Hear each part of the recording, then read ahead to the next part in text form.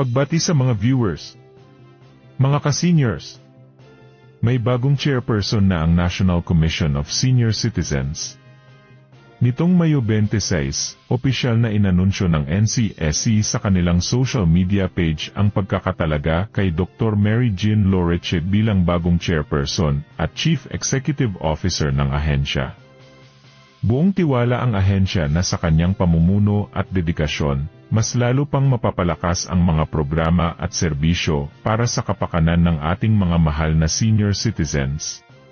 Pinalitan niya si Attorney Franklin Quijano, ang dating chairperson. Bago pa man ito, nagsilbi na rin si Dr. Loreche bilang commissioner ng NCSC at naging acting officer in charge. Maligayang pagbati sa bagong chairperson at show ng NCSC. Naway patuloy kayong pagpalain at gabayan ng Panginoon sa inyong bagong tungkulin. Ano inyong masasabi rito mga lolo at lola, mga kababayan?